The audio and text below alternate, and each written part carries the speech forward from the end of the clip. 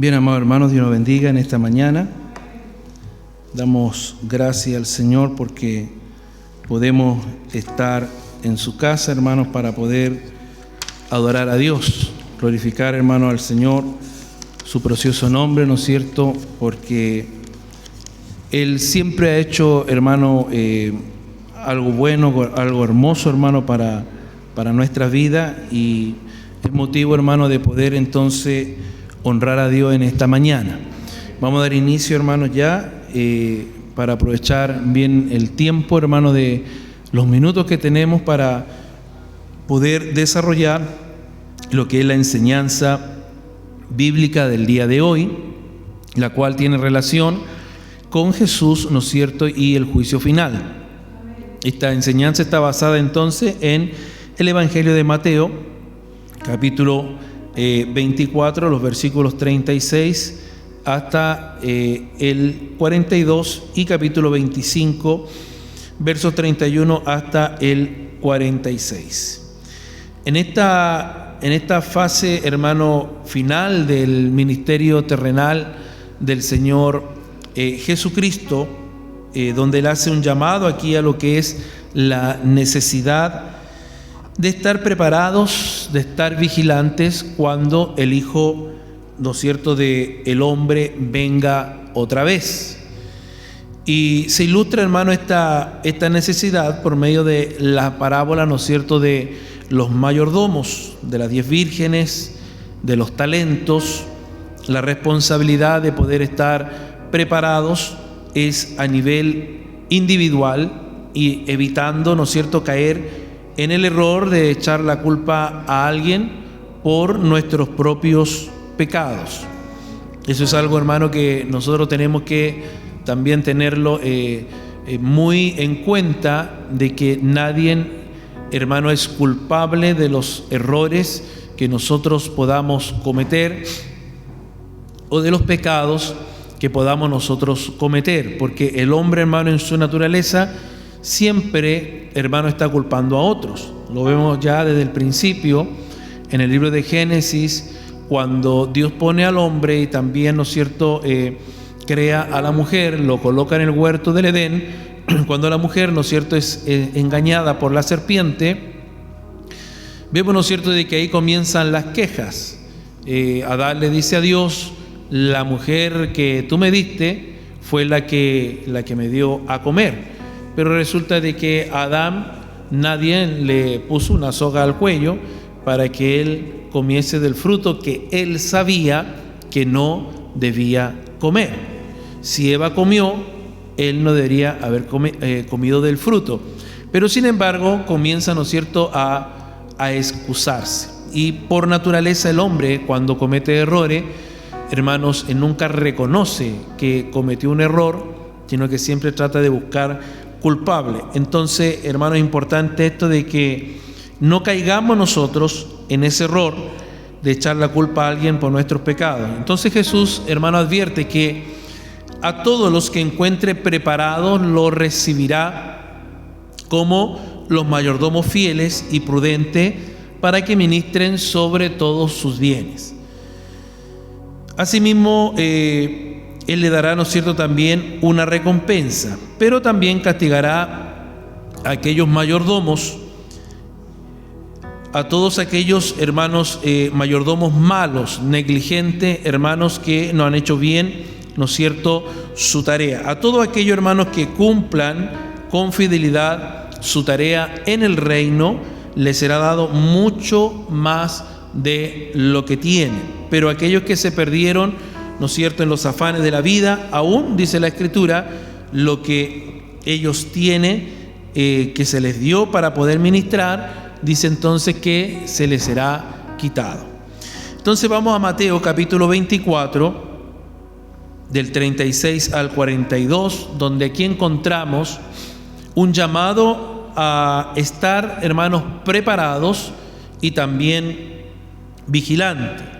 No vamos a volver a leer los textos porque ya los leímos anteriormente, para poder aprovechar, ¿no es cierto?, el tiempo. Si usted puede tomar nota, ¿no es cierto?, de lo que estamos hablando en esta hora, y de las citas bíblicas mientras yo voy desarrollando esta clase bíblica. Usted puede ir leyendo ahí en su lugar con su Biblia que ha traído para estudiar en esta mañana.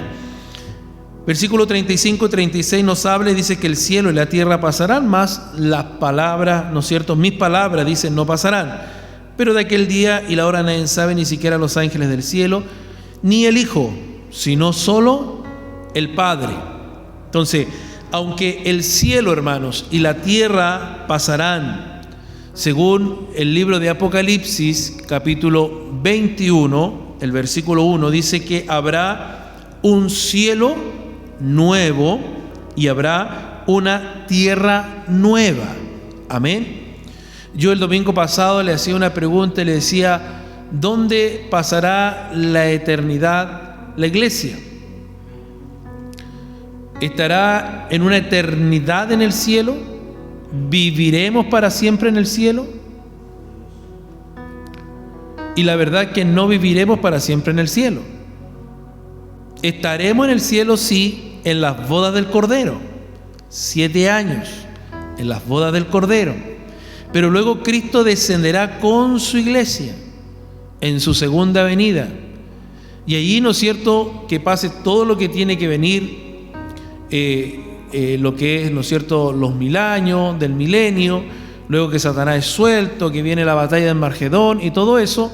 Después que pasen todo y suceden todas esas cosas, dice que Él creará cielos nuevos y tierra nueva, donde entonces viviremos por siempre. No estaremos por una eternidad en el cielo, volando, ¿no es cierto?, como un fantasma por allá arriba, de un lado para otro, no. Estaremos, sí, en las bodas del Cordero, que se darán en el cielo.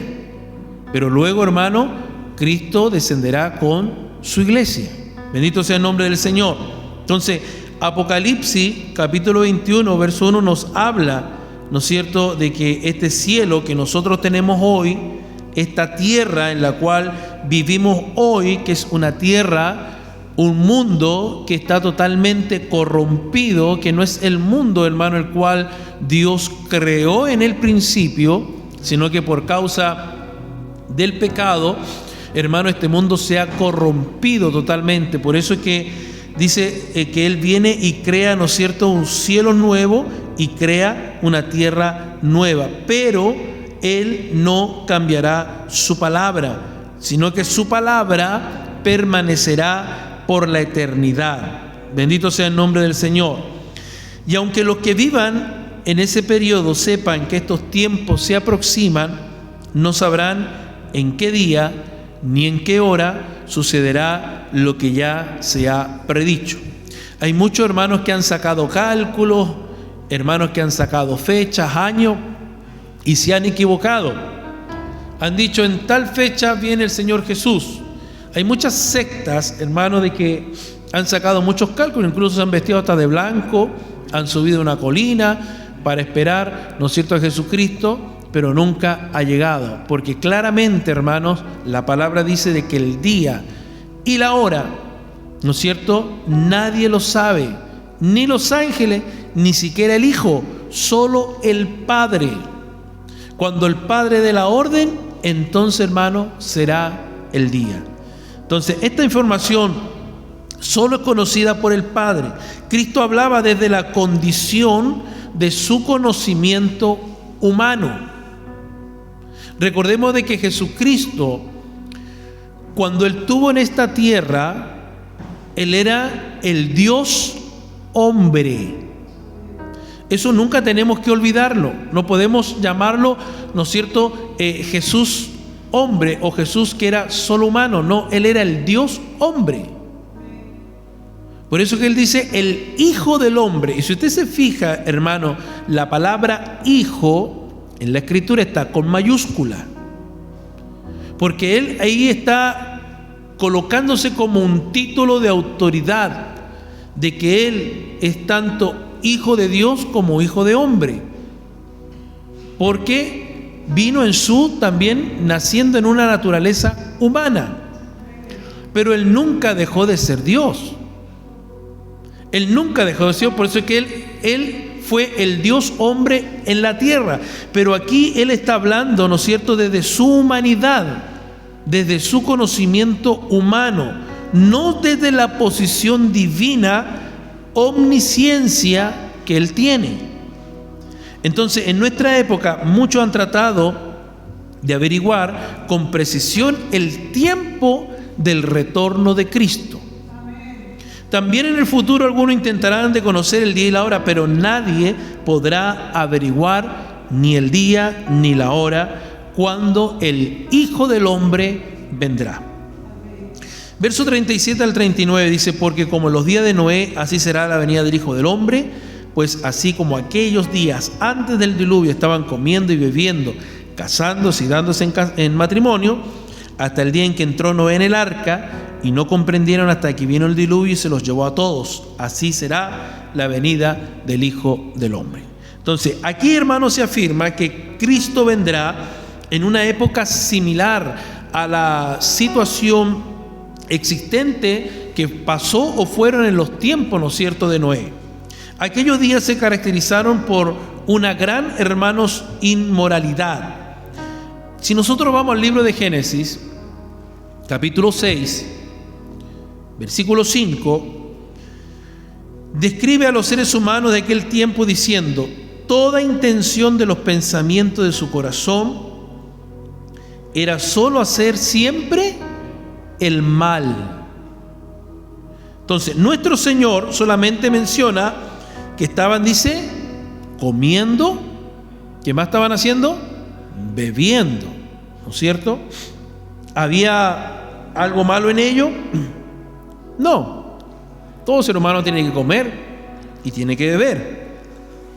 En la primera carta a los Corintios 10:31 se nos dice que cualquier cosa que hagamos, ya sea que comamos o bebamos, que lo hagamos todo para la gloria de Dios. Pero sin embargo, la gente del tiempo de Noé no estaban comiendo y bebiendo precisamente para la gloria de Dios.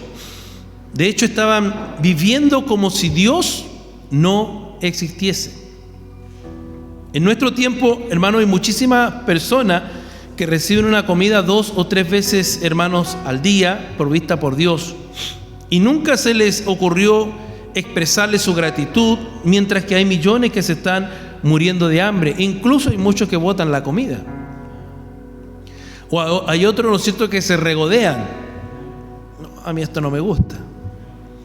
¿Hay poroto hoy día en la casa? No, a mí los porotos. Pero hay otros que no tienen ni qué comer. Pero sin embargo, Dios te da un plato de poroto a ti.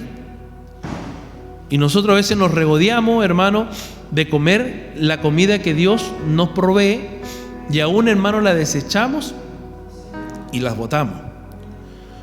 Dios nos ayude. Entonces, en esos días futuros referidos a este pasaje, la gente estará al borde de la venida de Cristo, pero estarán viviendo como si tal acontecimiento nunca fuese a tener lugar. De la misma manera, hermano, las personas del tiempo de Noé dice que se casaban, ¿no es cierto? Naturalmente el Señor no está diciendo de que está mal casarse, no, para nada. Lo que aquí se recalca es que rechazaron tan terminantemente la advertencia de Dios por medio de Noé, que ellos continuaron con sus planes de boda justamente hasta el mismo día en que Noé entró en el arca. Vivían claramente, perdón, mi garganta no está muy bien. Ellos vivían, hermanos, claramente como si Dios no existiera para ellos. No creyeron de que Él, hermano, lo iba a juzgar. Despreciaron la advertencia de que el diluvio, hermano, era algo inminente, que vendría sí o sí. No se dieron cuenta, hermanos, hasta que llegó el día. En aquella época, en aquel tiempo, no descendía la lluvia, no bajaba la lluvia del cielo. Era un vapor que salía, hermanos, desde la tierra, y ese vapor, hermano, era el que rociaba la tierra, el que regaba la tierra. Entonces ellos no creían, cuando Noé les decía que iba a venir el diluvio, que iba a llover sobre la tierra. Entonces dijeron: este viejito está loco. Y no le creyeron porque nunca había pasado eso. Solo hasta el día cuando se encontraron que estaban comiendo, que estaban bebiendo, que estaban en sus fiestas, que estaban, ¿no es cierto?, siguiendo con su vida rutinaria, como que si Dios no existiera, se encontraron que comenzó a descender lluvia, comenzó a llover, a llover, a llover, a llover, las aguas comenzaron a subir, y entonces dijeron: Noé, ábrenos, porque ahora sí creemos. No se dieron cuenta hasta que llegó el diluvio, que los arrasó a todos. Así también sucederá en la venida, hermano, del Señor Jesucristo. Que el Señor nos bendiga. Amén. Bendito sea el Señor. Bien, los versículos 40 y 41 dice: entonces estarán dos en el campo, uno será llevado y el otro será dejado. Dos mujeres estarán moliendo en el molino, una será llevada y la otra dejada. Acabamos, hermanos, de recordar los días de Noé, ¿no es cierto? ¿Quiénes fueron llevados en aquel tiempo? Los que perecieron en el diluvio. Esta palabra, hermano, ilustra la manera en que serán llevados de esta tierra por medio de un juicio aquellos que no van a entrar en el reino de Dios. El verso 42 dice: por tanto velad, porque no sabéis el día que vuestro Señor viene. La palabra clave aquí es velar, es vigilar, y tiene un significado bastante, hermano, diferente a la actitud, hermano, de velar y vigilar, hermano, que experimenta el Hijo de Dios, que está esperando, hermano, que el Señor le lleve de esta tierra, porque en la actualidad, hermano, todos, cada uno de nosotros tenemos una esperanza consoladora, ¿no es cierto? La esperanza, hermano, de que un día estaremos con el Señor. Es esa su esperanza, la mía también, ¿no es cierto? Una esperanza consoladora, pero en aquel día futuro los seres humanos velarán y vigilarán con temor y con ansiedad. Hoy esperamos, hoy deseamos con ansia de que Él venga. Amén. Esperamos con ansia de que el Señor venga. En el futuro velarán con inquietud, velarán con preocupación ante su retorno. Hay muchas formas de esperar en esta vida. Una cosa es esperar el momento de la crisis, el desenlace de una enfermedad, de un ser querido, cuando sabemos que tiene una enfermedad terminal y sabemos que va a llegar el momento en que tiene que partir, ¿no es cierto? Tiene que producirse ese paso de la vida a la muerte. Estamos en esa espera, ¿no es cierto? Esa es una forma, hermano, de esperar. Y otra muy diferente, esperar con impaciencia e ilusión la llegada del ser querido a quien tanto hemos echado de menos. Lo que hizo el Señor en este momento del discurso de los olivos fue presentar parábolas o alegorías para poder, hermano, explicar y poder de una forma ilustrarle a ellos las actitudes de las personas que tendrán ante su venida.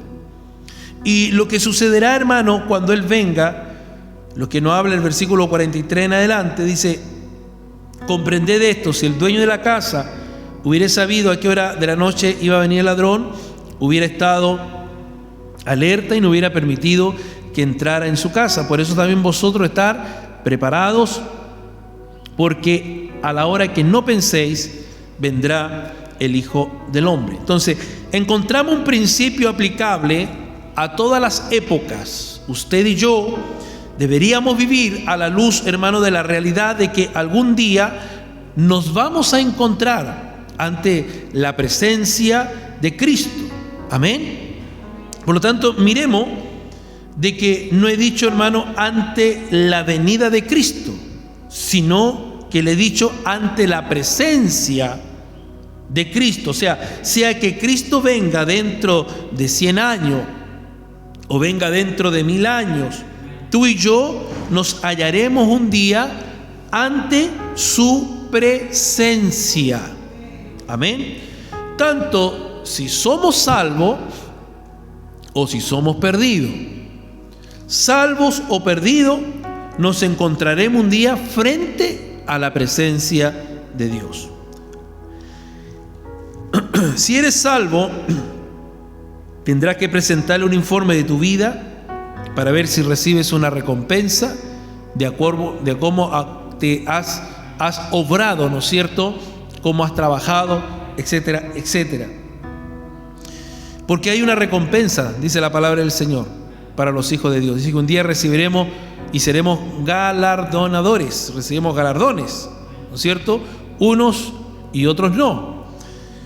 Aunque la salvación no es por obra, ni por todo lo que podamos hacer, es por gracia, es por fe, pero sí hay, ¿no es cierto?, recompensa para aquellos que, ¿no es cierto?, trabajen al Señor. Si estás perdido, estarás ante Él para ser juzgado. Por lo tanto, cada persona debería vivir su vida a la luz de esta realidad, que algún día deberá estar ante la misma presencia del Dios Todopoderoso. Y esta verdad constituye el gran énfasis de lo que es el discurso del Monte de los Olivos. No sé si alguien me puede traer un vasito de agua, por favor.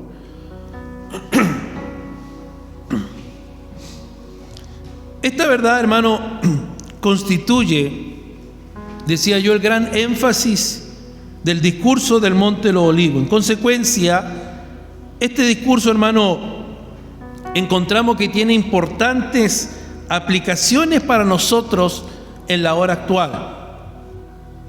Aunque haya también una interpretación específica para la gente que viva en el tiempo de la venida del Señor a la tierra cuando Él venga como Rey.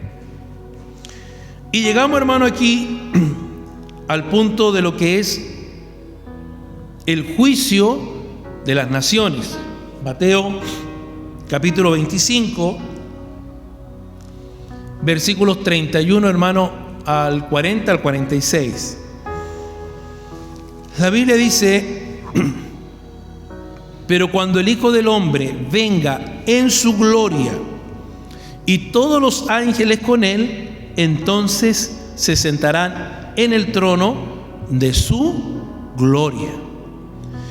En todo el discurso, hermano, del Monte de los Olivos, la atención se concentra y progresa hacia el momento de situar ahora a Jesucristo en el trono en este mundo. Este es el mensaje del Evangelio, según Mateo. Y en realidad es también el mensaje de toda la palabra de Dios. Vemos que todas las naciones serán juzgadas, todas. No quedará nadie que no sea juzgado. Alguien podría preguntar: ¿no se referiría aquí a los individuos, a las personas? Sí, se refiere a los individuos que forman las naciones. Nosotros somos individuos, somos personas que en nuestro caso formamos la nación de Chile. ¿Se entiende? Los que viven en Perú son individuos, personas que conforman la nación del Perú. Entonces, seremos, hermano, juzgados todos los individuos, ¿no es cierto?, para ser juzgadas todas las naciones. Permiso.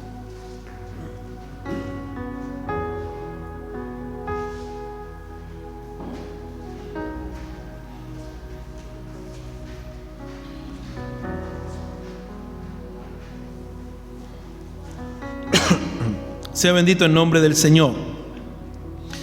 Entonces decía de que todas las naciones serán juzgadas. Pero las naciones también, hermanos, son responsables ante Dios. El verso 32 de este capítulo 25 de Mateo dice: y serán reunidas delante de Él todas las naciones, y separará a unos de otros, como el pastor separa las ovejas de los cabritos.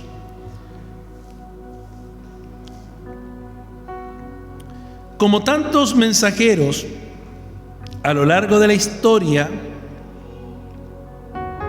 también encontramos en la palabra del Señor a los 144,000 mencionados en el Apocalipsis, marcados por Dios por un sello de protección. Ahora, ¿quiénes son estos 144,000?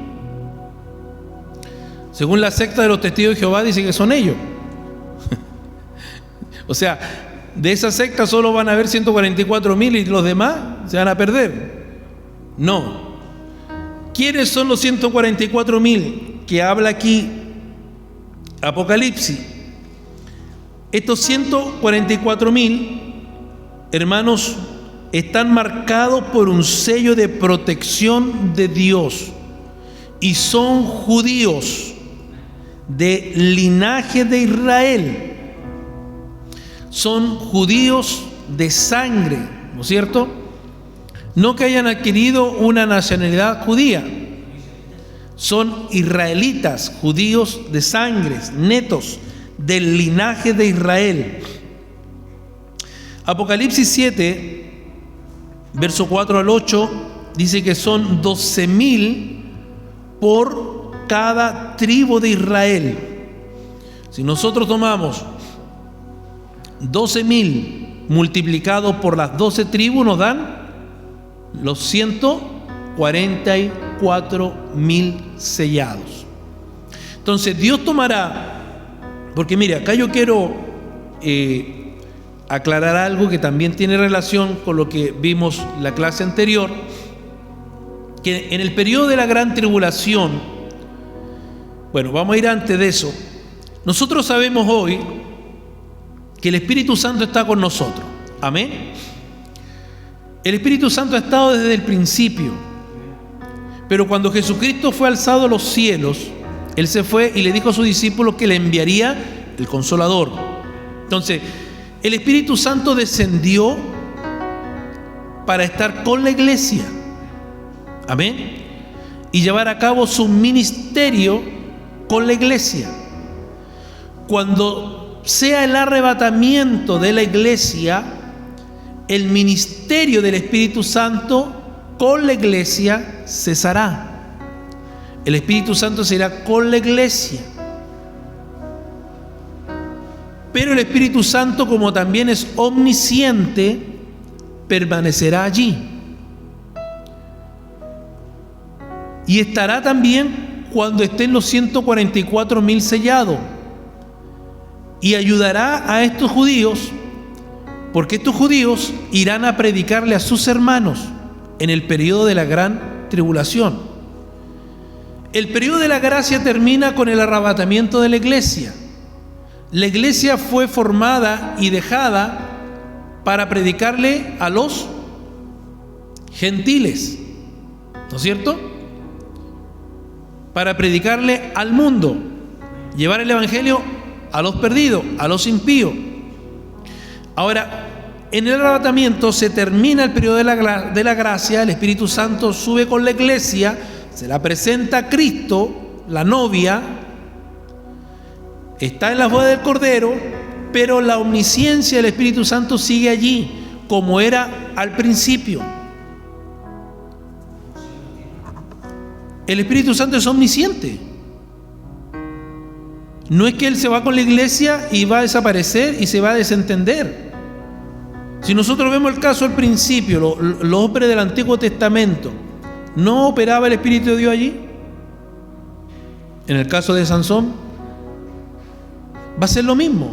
Entonces, el Espíritu Santo va a ayudar a estos mensajeros para poder convencer también el corazón de sus hermanos a fin de que crean al mensaje del Evangelio.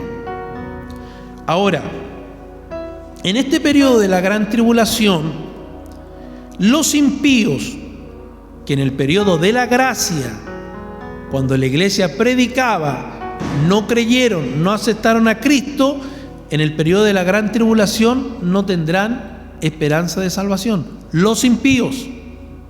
No así con los cristianos tibios, que no estuvieron preparados cuando sonó la trompeta y fue el arrebatamiento y se quedaron. Esos conocieron la gracia de Dios, experimentaron la salvación, experimentaron el gozo. Dice la Biblia que ellos podrán salvarse, pero a costa de su propia vida. Esos son los considerados, que habla Apocalipsis, los mártires. Pero no así los impíos, que dice la palabra del Señor de que el corazón de ellos se va a endurecer al mensaje de la palabra y no creerán. No así con los que ya creyeron antes, pero que no se fueron, porque no estuvieron preparados. Tendrán una oportunidad, pero será a costa de su propia vida. Ahora, en el periodo de la gran tribulación, Dios tiene ahí, ¿no es cierto?, un trato con su pueblo, con Israel. Es por eso que aparecen estos 144,000 sellados, que son judíos netos, judíos, ¿no es cierto?, del linaje de Israel, que ellos saldrán, recorrerán el mundo para llevar el mensaje del Evangelio con énfasis en el reino, para que sus hermanos puedan conocer, recibir a Cristo, aceptando lo que Él por su muerte en la cruz realizó el sacrificio por sus pecados, y para que de esta manera estén preparados para su cercana venida. Entonces, ese mensaje del reino de estos 144,000 es netamente el plan que Dios tiene con su pueblo. Solamente con su pueblo, con Israel, no para los que no creyeron, no para los impíos. Eso tenemos que tenerlo claro, porque para ellos ya fue el periodo de la gracia. Para ellos estuvo la iglesia les predicó por muchos años, pero no quisieron aceptar. ¿Me entienden, no es cierto?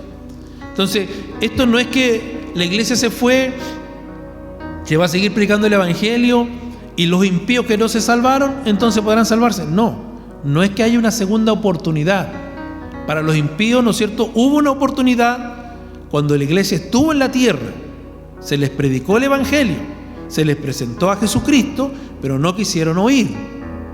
Entonces llegó el momento del arrebatamiento de la iglesia, que Cristo viene, se lleva a su iglesia, el ministerio del Espíritu Santo terminó con la iglesia, se va a la boda del Cordero, pero el Espíritu Santo, como es omnisciente, sigue presente para ayudar a estos judíos que estarán predicando en la gran tribulación, para poder llevar su palabra, tocar los corazones de estos judíos para que reciban a Cristo. Continúa de esta manera para ayudarle a convencer el corazón de los judíos. También estará muy parecido con los dos testigos que habla Apocalipsis, que estos dos testigos también predicarán, luego los tomarán, los matarán, resucitarán, ¿no es cierto?, con poder, y serán levantados al cielo. Entonces, ¿quién hace todo eso ahí? El Espíritu Santo. Porque ellos no se van a volver a la vida así por artes de magia, ni van a ser levantados porque son superdotados. Ahí está obrando el Espíritu Santo. ¿Me entiende? Pero el ministerio del Espíritu Santo, porque mire, esto tenemos que entenderlo así, como que cuando Cristo, hermano, estableció su iglesia, el Espíritu Santo bajó su sede a la tierra, y de ahí de su sede comenzó a trabajar con la iglesia. ¿Quién retiene el ministerio de la iniquidad hoy? El que retiene el ministerio de la iniquidad hoy es algo que tiene mucho poder. ¿Quién es? El Espíritu Santo. Por eso que aún todavía el hombre inicuo, el hombre de pecado, el anticristo, no ha hecho lo que tiene que hacer, porque hay alguien, dice la Escritura, hay alguien que lo detiene.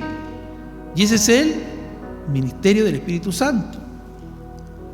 Cuando este ministerio ya se cumpla, va a ser el arrebatamiento de la iglesia, se va a terminar, el Espíritu Santo se va. Ahora, ¿por qué el Espíritu Santo se va con la iglesia?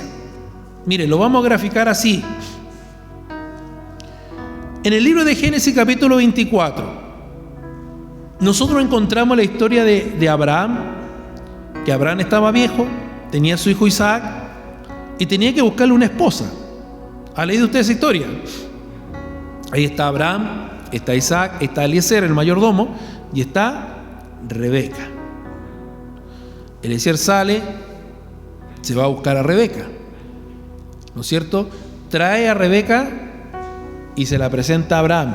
Ahora, esto lo graficamos así o lo simbolizamos así. Abraham representa al Padre, Isaac representa al Hijo, Eliezer representa el Espíritu Santo y Rebeca representa la novia, que es la iglesia. Entonces el Espíritu Santo lleva a la iglesia y se la presenta a Cristo, la novia, sin mancha y sin arruga. ¿Me está entendiendo? Bendito sea el nombre del Señor. Que Dios nos bendiga, hermanos. Amén. Esto nosotros tenemos que tenerlo muy, hermanos, claro, ¿ya? Para que no queden dudas, hermanos, en nosotros, de que el Espíritu Santo termina su ministerio con el arrebatamiento de la iglesia. Su ministerio con la iglesia, porque el Espíritu Santo fue enviado para estar con la iglesia. Amén. Termina su ministerio ahí con la iglesia, pero luego Él continúa en su omnisciencia, va a estar ahí presente. No es que ya Él se retiró, hermano, y se desentendió de todo, no. Va a estar ahí, ¿no es cierto? Porque todavía viene el trato de Dios con su pueblo Israel en el periodo de la gran tribulación, donde Dios tiene, ¿no es cierto?, le da esa oportunidad también a Israel. Escoge los 144,000 sellados judíos de Israel, del linaje de Israel, 12,000 de cada tribu, para predicarle a sus hermanos judíos, presentarle a Cristo. Ahí va a estar obrando también el Espíritu Santo en los corazones de los judíos para que crean y reciban a Cristo y puedan ser también salvos. Amén. Bendito sea el nombre del Señor. Que Dios nos bendiga. Santo sea su nombre. Entonces, algunas naciones rechazarán a Cristo.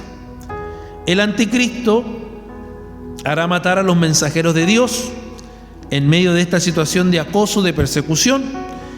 Cualquiera que le ofrezca ayuda, incluso un vaso de agua fresca, pondrá en peligro su vida. Entonces este gesto de dar un vaso de agua tiene poca importancia en nuestro tiempo y circunstancia, pero en la época de la gran tribulación tendrá un gran valor, porque implicará adoptar públicamente un compromiso firme con Jesucristo.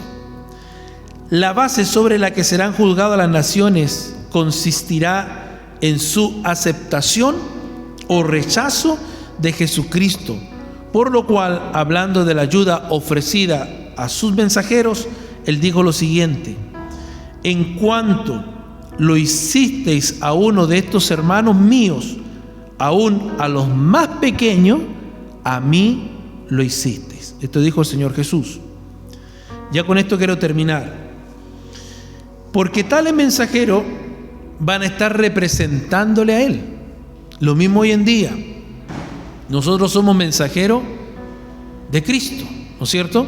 Estamos predicando el Evangelio de Cristo. En aquel tiempo, hermanos, será de la misma manera. Entonces, esta será pues la manera en que los individuos demostrarán su fe en el mensaje, hermanos, que anuncie que el reino de los cielos se ha acercado y que ellos deberán arrepentirse, volverse a Cristo para ser salvos. Y para aquellos que rechacen esta invitación, solo quedará el juicio. Termino leyendo el verso 45 y 46 del capítulo 25 del Evangelio de Mateo. Dice: Él entonces le responderá diciendo: en verdad os digo, en cuanto no lo hicisteis a uno de los más pequeños de estos, tampoco a mí lo hicisteis. Y estos irán al castigo eterno, pero los justos a la vida eterna. Bendito sea el nombre del Señor. Entonces, queridos hermanos, cerramos esta clase de este día diciendo lo siguiente: cada cristiano necesita estar vigilante, necesita estar preparado para la venida del Señor. Amén. Hagamos entonces, hermano, a un lado las interpretaciones forzadas de los acontecimientos mundiales. Dejemos descansar la especulación sobre fechas, sobre señales, de la segunda venida y dispongámonos plenamente a prepararnos para recibir al Señor Jesucristo. También, hermano, la fidelidad al Señor se puede demostrar con un servicio activo. No se trata de cumplimiento de asignaturas por obligación, tampoco de la observancia de normas, hermano, superficiales, sino de un servicio amoroso a los demás en el nombre de Cristo. Y por último, hermano, el ser fiel puede ampliar el ámbito de nuestra influencia, como sucedió y hablábamos, ¿no es cierto?, con la parábola de los talentos.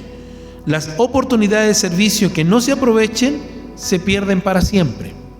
Así como los talentos que no se ponen a trabajar, también, hermano, se pierden para siempre.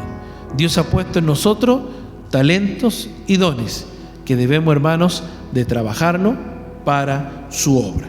El texto, hermano, de esta clase, de esta enseñanza bíblica, Mateo 24:36 nos dice: pero del día y la hora nadie sabe, ni aun los ángeles de los cielos, sino solo mi Padre.